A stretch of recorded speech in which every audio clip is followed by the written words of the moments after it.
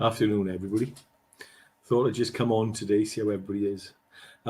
Today, I find myself, I haven't been anywhere really this last 48 hours, but today I've found myself doing a bit of reading.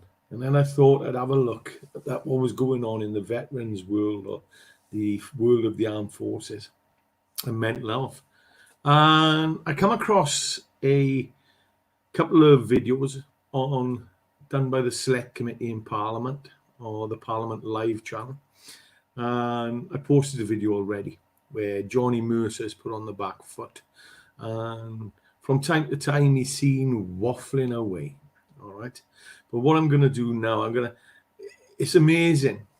If you're a veteran out there in the veteran community and you think the Office of Veterans Affairs are doing a brilliant job, and you think Johnny Mercer is doing a brilliant job, then you really need to go and do a little bit of research, because it's evident that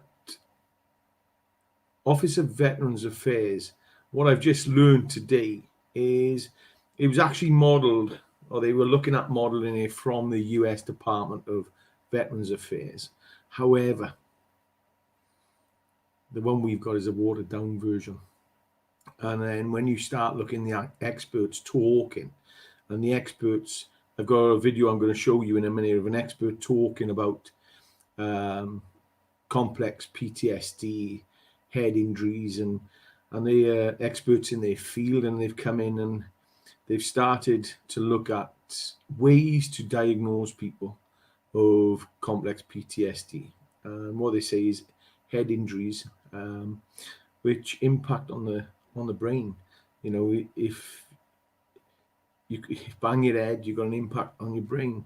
So there's two individuals part of the committee, and the one I'm going to show a video of is a Mandy Bostwick, and she is an expert in the field of specialized trauma physiotherapy, and talks about injuries to the head and the impact it can have on people's mental health. And she's talking alongside Professor Gary Green, and it's amazing.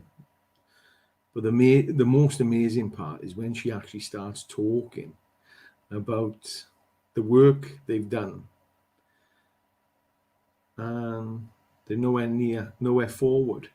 And then she uses some strong words to virtually say, well, I read it as, the government don't really give a shit about the veterans and the veterans community. And it becomes evident the more you start listening to these experts. And then you've got ministers some of the ministers on the panel for the Select Committee are asking questions, and they're really getting into the nitty gritty. And some of the answers coming back, I can't understand why we're still where we are today. And, you know, this lady, the indication for some unknown select members of government do not care, all right? And they really don't care. And they virtually say, people are saying, the experts are saying, we don't need any more data. We don't need any more studies doing. What we need is action. And that's what we need. And it's all to do with the costs, it's costing. It's all, we seem to be pushing it off to the charities. They're more than happy to push it off to the charities. And it's not the charity's responsibility. They're already under a lot of burden. You know, Johnny Mercer was on the back foot if you watch one of the videos. And the worst thing is there's members of Parliament who were actually asking questions in the panel. So nobody can say we haven't got a problem. The veterans community keeps shouting but get ignored. It seems to be leadership needs to lead and stand up within the government, and they're taking the back seat. You know, when are we going to turn around and say enough is enough? To bring a good veterans or armed forces and a veterans department in, especially like the United States, then you need a leader. You need somebody who's going to lead, and somebody who's going to put everything on the table and say, right, enough is enough, because we need calibration. We need communication, coordination, cooperation, and it doesn't seem to be happening. I'm going to play this video of this lady, and she doesn't hold her words at all, to be honest with you. There's a gentleman asking her, is there anything else she needs to say? And then when she comes out with it, and it's about 5 to 10 minutes long, but you get the gist of it as she starts talking. And I'm going to bring it in now so you can see it. All right. Do you have anything to add at all? Yeah, I would say that, the guidelines are there and they are very clear and they are updated, and what we don't have is the action that follows them. That's what we don't have. And that we are stuck in this perpetual cycle of very poor research in this area being led by psychiatry, and therefore no advancement really. And I think that's why, although the guidelines are there, there's very little action that comes behind because of that. Thank you both. Thank you. Kevin Jones. Thanks, Chair. Mandy, you mentioned earlier on the issue around the Armed Forces Compensation Scheme. In terms of individuals that you've dealt with, have they actually applied to it, or what's this the response? Makes me sick. Yes. And has there been any listen to this? Any litigation taken against the MOD in this area? And are you aware of what the comparison is, for example, the United States in terms of the compensation that individuals receive there? Yeah. Okay, so let's take the first part of that question. We have scanned 3 individuals on the scanners that we need, on MEG and 3T fMRI. And out of those 3 that we scanned, all 3 had a brain injury. There was one particular case that was 8 standard deviations from the normal. So this gentleman was, for example, showing mini seizures, blackouts, headaches, anger management issues, and a full report with all the evidence of his scans, and a full neurological report was given to the Armed Forces Compensation Scheme, along with a claim for complex PTSD. To my knowledge, I am aware that the Armed Forces Compensation Scheme refused to consider his neurological claim. He did need further assessment, and they said that they would wait for that further assessment, so we needed to scan him again. But in the meantime, in between him being scanned, he was contacted, which is quite worrying actually, and we have the evidence to this case, by the head of the Armed Forces Compensation Scheme, where he was invited in to speak with them, and I believe they did a direct deal with him that they give him a higher compensation award for his PTSD, for his complex PTSD, as long as he never returned and applied for a neurological disorder. And I have that file, and I have the evidence to that file and the individuals who were involved in that meeting. So I have that. So that indeed is extremely concerning, that the Armed Forces Compensation Scheme blocked an award for a neurological claim, and not only blocked it, but then did a deal to advance a claim for complex PTSD on the basis that he would never return. So that is extremely worrying indeed. To date, as a result of no assessment and diagnosis pathway, although I'm saying that, we do have, as we sit here right now, Professor Green has set up the assessment and diagnosis pathway, but previous to this, there is no litigations at the moment against the MOD. And over in the US, there have been a number of cases, but their system seems to be a lot clearer than ours in the fact that they do have this level of assessment and diagnosis. Those world leaders did come and present it this time last year, actually.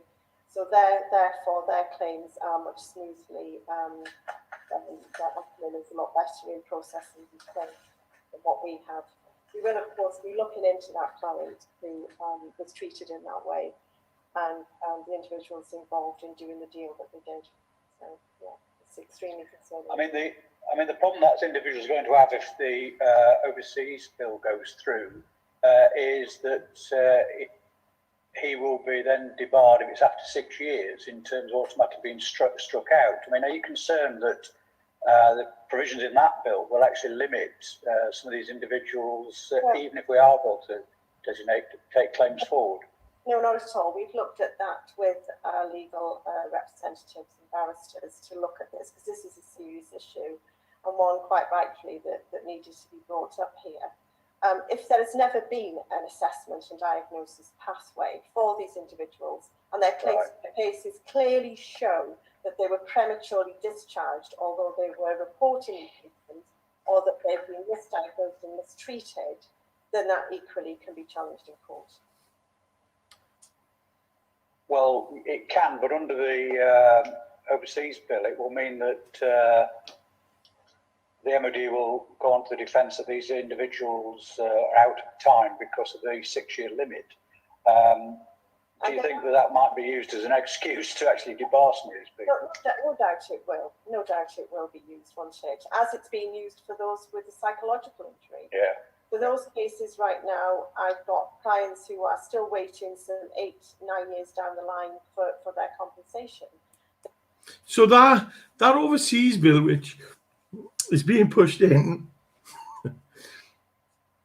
and they say it's beneficial to and it's going to protect our soldiers, and we're going to protect our servicemen and women when they're overseas, and the overseas bill will protect them. It actually protects the MOD even more.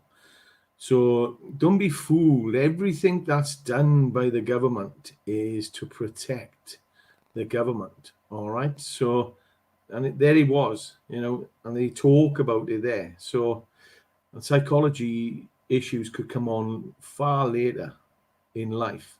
So I'm going to take you further. They've had to jump through massive hoops here. They've had no financial assistance to be able to do it. They've had to go and get independent psychiatric and psychological reports, only then to be told that they've been out of time, and the same thing has happened to them. It's the whole way that the Armed Forces Compensation Scheme was set up for this level of client, and including the TBI clients. So if we have no pathway, if we have no assessment and diagnosis, no body, no crime. So if we don't measure it, it doesn't exist. And therefore, for those individuals that need this level of compensation and are owed this level of compensation, how could they have ever possibly have claimed for it if the pathway never existed in the first place? And the evidence for that is the same in every case we have. Thanks very much, mate. Thanks, Kevin. Marc-Francois. Just quickly, I'm a complete medical layman, but my partner is a neuroradiographer in the NHS, so I know a little bit about scanners. But the scanning technology that you've been describing to us is absolutely at the cutting edge. So I've got two quick questions. One, how much does one of these bits of technology cost, just so we as politicians can get our head around how much it would cost to provide them? And secondly, I think it's true to say that the Americans are way ahead of us on this and have been for a number of years. And I think you both mentioned that there's at least one centre of excellence in the United States in this field of technology and medical treatment. And you also suggested there should be an equivalent to the United Kingdom. If so, where would you recommend it should be? Should it be at the DNRC, or should it be at some other specialist facility in the UK? And if so, where would you recommend? So how much and where? Okay, so if I just do the where, if that's okay. Please. And I'll then pass you over to Professor Green for how much. Thank you. In discussions that we had with Defence Medical Services at the start of this journey, at the late 2019, it was agreed that the services should sit with Defence Medical Rehabilitation Centre at Stanford. That's what it was built for. And it's not too far from the scanners. So it's less distress on the individual that has to travel for the scanners and come back for treatment. Equally, it is a place which now I believe is open to veterans, not just serving military. So therefore, it would be able to support and look after the legacy of cases we have now who've been left like this, desperately need this level of treatment. and this level of assessment. So in discussion with the DMS, it was discussed, and we did get to the point where we agreed that yes, it should be in the Defence Medical Rehabilitation Centre at Stanford. And I'll hand you over now to Professor Green to talk about the cost. Thank you. Okay, the technology costs about the same as the state-of-the-art MRI machine. So it's about £1.5 million, nearly $2 million. That's the current state of the art. There are new technologies coming which make it cheaper, but they're not really. There's a system in University College London and Nottingham University which in the end should be a cheaper facility. But at the moment, the clinical facilities for doing this exist in, for example, Birmingham, close to the centre which is dealing with military head injuries. We are using that facility now and providing scans on individuals, not just the military, and then reports on them. The cost of the reporting is roughly equivalent to the assessments of neuropsychiatry and neuropsychology that exist at the moment. So, Professor, very quickly, because I know we must move on, if my partner were here, she'd remind me that it's not just the equipment, it's the specialist staff to operate it as well. But from what you're saying, for between £1 to £1.5 million, and as technology advances, hopefully cost falls a bit, we could even theoretically put one of those machines in the DNRC, providing that we had sufficiently highly skilled people to operate it, yes? Yes, and I ran a centre for many years, established a centre where we train people in running these machines. We train them actually in a matter of weeks to run these machines. The analysis nowadays of the data that comes off them is automated, so it does not require specialists to be able to look at this in quite the same way. So it's very similar to many of the ways which modern technology is now looking at brain scanning in general. If you won the lottery and you got 1.5 million, where would you put it? I would put it near where the military defence services are. Yes. Thank you, sir. And that's to help Thank you people very much diagnose. indeed. Richard, were there any final questions know. from your side? Richard Dragg. Yes, hello. Good afternoon to you both. Could the UK's existing services diagnose and treat TBI if they were properly focused? Mandy, can perhaps I come to you first, if I may? Yes, but I think it's important that we define properly focused. There's no reason why they couldn't. No. As Professor Green has just alluded to, that staff can be trained and specialists can be brought in. But that would need to happen, and there would need to be a collaboration. And we have very few clinicians right now in the UK that can operate at this level because services have not advanced. So there would need to be a defined group of individuals put together to be able to do this and to set up services, set up shop, to be able to support this level of assessment, diagnosis, and then treatment, and support for families, which I'm going to continue to keep saying, and a direct line to be able to apply for compensation. These men will not be working for the rest of their lives, and equally they will need support from community services. So we can harness some of the services which are already there, but it is a piece of work within itself now, given the gap is so wide, and it will take a specialist group of people to be able to put this together. Is this something you think? Sorry, yes, sorry, Professor. I would say, personally, I think, yes, we do have 10 centres in the United Kingdom that have these scanners. These are all research centres. Although 2 of them have been providing technical reports for clinical services, if the number of people who have head injury in the military in the past, the backlog of cases, as well as the new cases, and the civilians would have access to this, none of those centres would be able to cope in terms of the numbers. Would this be something that should be included or thought of perhaps to be included in the military covenant, do you think? Well, the military covenant does cover areas, and yes, it should be included. But then when we come back to the military covenant, I think we need to go a bit. We need to look up and out in terms of us now putting this together. I think all these grant-making bodies, all these organisations could all play a part, but it needs to be properly organised. We do not need to go off out of charge doing this. It needs to be well thought out. It needs to be well placed.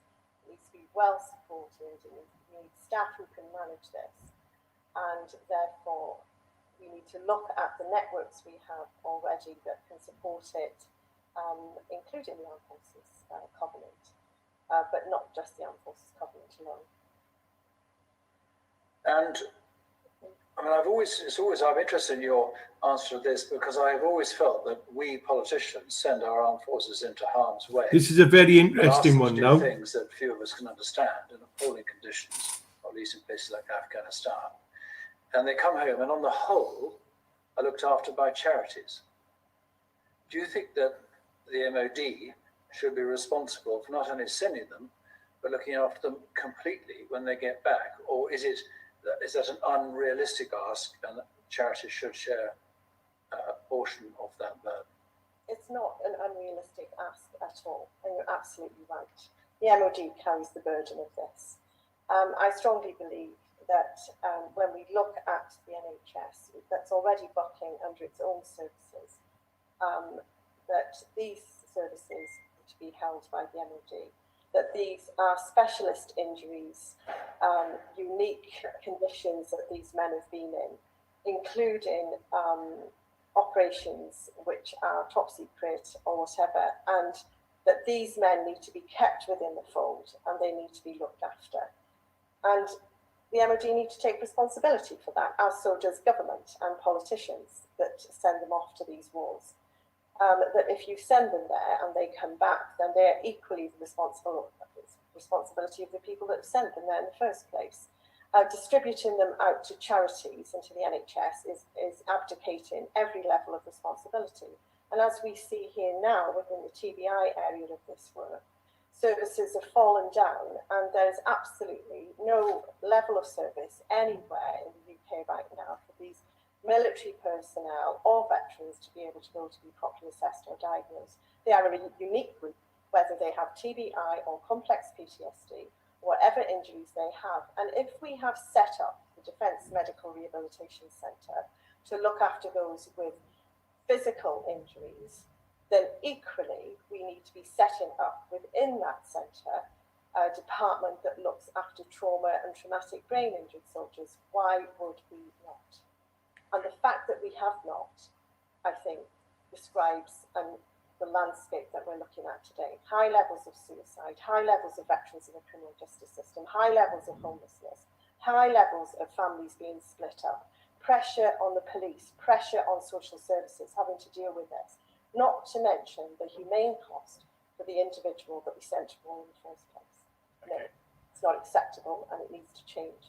And until we get a complete look at the outcome of these services. So I'd be very interested to know what the TILS outcome is and the CTS outcome is, given that those levels of psychological services, the IAPT model already had an 83% failure rate in this area for the civilian population. I would very much like to know what the outcome of this service is. And the fact that we very much leave charities supporting them at this level of injury is actually not acceptable. We have now today set up a pathway for scanning, thanks to Professor Green and his colleagues, that we can assess and diagnose these men. I currently have a large caseload waiting for this level of assessment. These men right now are having to raise money to get the scans they need. I don't think anybody online today listening to this debate or within this committee would agree that that is acceptable. That men are having to set up GoFund pages to have brain scans to establish whether or not they have a brain injury. that within itself is just not acceptable. Okay, I want to bring in Richard. Is that okay? I just ask one last question? I mean, if I may, Chairman. Mandy, you're talking about more clinicians, more expertise. Can you put a figure on the sort of funding that's required? And would that, do you think, include more military hospitals, which of course we used to have? I mean, yes, they can have, And this is a NHS as cracker, well, but because we used to have military hospitals to quite a large degree. They've all gone now. Yeah. Would that include? Is that also needed in addition to extra funding? I think what we need to look at here is to set up camp at Defence Medical Rehabilitation Centre, the department to start looking at traumatic brain injury at the level of assessment and expertise that we need to do. We can harness Professor Green's colleagues and other colleagues that we brought into this in collaboration with our international partners to be able to set up that department, to begin to get a clear picture of what is needed. I think that's the first thing. I think too often big sums of money are thrown at all sorts of things, and yet we're not looking at the level of need properly. And I think that's what needs to happen first. And I think from there, once we start to get a perspective on this, we will know exactly how much money we will need in order to take this forward. When I spoke to Defence Medical Services previously, Senior Health Advisor, he asked me the same question. And I said the same answer, that we would need to look down at this and we would need to look at what we needed. We have a large number of legacy cases here. We have the military who don't have this level of assessment. We need to look at what we've got, look at what resources we have, and then start integrating the expertise through it and develop it from there. And it has to be done in collaboration with the DNS. It has to be in the MOD. And it has to be in collaboration with Defence Medical Rehabilitation Centres. Only through collaboration can we achieve an outcome here. That's Mandy, thank you. Chairman, did you want to come in? Sorry, I was... No, it's just that we do need to make progress. Such an important subject is, and I think...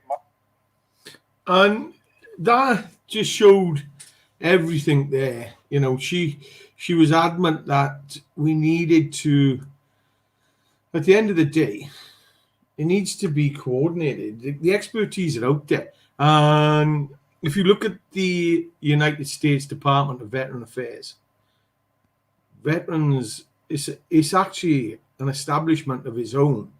You know, even though you're a veteran, you're still looked after by the department, which is strictly into the government. The Department of Veteran Affairs in the United States, I know when we went to the United States, you know, the VA facilities were brilliant. So potentially that's what Johnny Mercer, Boris Johnson wants for our veterans in the UK. So they've got to stop playing games. They've got to stop chucking money at the big charities, thinking it's going to give them, actually takes the responsibility away from them. It doesn't, all right? They need to start taking responsibility. They need to start working with the experts who are actually, they've employed, who are giving them the advice, instead of actually saying, oh, we need more data, we need more data. We don't need data. The data we need, I heard something earlier, and they said there's been no uptake in suicides, no suicides during the COVID in the veterans community or the armed services community. However, one of the ministers for NHS England come in then later on and said, we don't call it suicide, the individuals taking their own life, and they just changed the wording. And that's what I thought suicide was an individual taking their own life. But you know, it's remarkable. And if you haven't seen these videos, go and dig them out, all right, and have a sit down and have a listen to them, because it's just a game. And Veterans Affairs Office, I believe it's coming up to its first year, it might be a second year. But where are we? How far forward are we? You know, and where are we going to be this time next year? Are we still going to have the same problems we've got now? Are we going to have an increase in problems? I seen something where the Fijian the Fijian government, they've done a recruiting campaign in Fiji and Ghana, because the recruiting campaigns in the UK, they're not getting people joining in the UK, so they're bringing people in from the Commonwealth. However, the biggest problem, and I can't see why the Fijian government has allowed this to happen, because the way we treat our Commonwealth soldiers by not giving them citizenship once they've served is wrong. We send them back to their country, all right, but we're screaming out for them to come and join us and fill the missing seats, because we can't recruit in the UK, but we're not willing to give them citizenship. There's major problems within our community of armed services and veterans, all right, and for many times I've reached out and tried to reach out to get us all around the table, because there's people who can come around the table and there's people who know what the problems are, but we get blocked, all right, the doors get shut on us. Johnny Mercer's the fine example. It's just that that's all he is the front boy. He's just a boy who's put at the front, all right, publicity boy, ex-military, yeah, looks the part, but he's full of, actually I'm not going to say, all right, but look, I just want to share it because I've been on it today and I've looked at it, and yeah, we need to all unite. We all need to come together. Veterans need to come together. That's the only way we're going to bring change, all right, because this government's not going to bring change for us veterans. They're just interested in data and throwing money away. SAFA was given £950,000 on a grant to put a helpline in place and run a campaign which combated isolation and loneliness by taking people vacant roles, by setting up a helpline. Frontline is called, and it's SAFA's Frontline, and is only operated manned between 9 o'clock and 5:30 in the daytime. You know, isolation and loneliness is massive, and it affects us really in the dark hours. You know, that's where we start picking up the cans to avoid the emotion. That's where we start taking the drugs and start doing things. All right, so in the daytime we got things to do, haven't we? We can do other things. We can go for walks and avoid our emotions. So I just want to share that today. All right, hope you're all well. Love you all. All right, and remember, new week, new beginning. So yeah, have a good week. All right, do something. I've been educating myself, and yeah, just looking at the veterans cause. I'm passionate about it. All right, I want change. Change has got to be. It's got to come. All right, don't want people to go through what I've gone through. So that's why I keep coming on you and shouting. All right, I don't shout. I just say it as it is. I don't give a crap. All right, everybody's got their opinions, but these are my opinions, and I'm sharing things I'm finding so everybody else can see what. Because a lot of people say, "Oh, Johnny Mercer's doing a brilliant job." Johnny Mercer, yeah. No, not really. Not really. Johnny Mercer, should he step down? Because I tell you what, he should become a chef, a waffle chef, open up a shop to sell waffles, because that's all he does is waffle. All right. Anyway, I'm going to love you and leave you. Everybody take care. All right.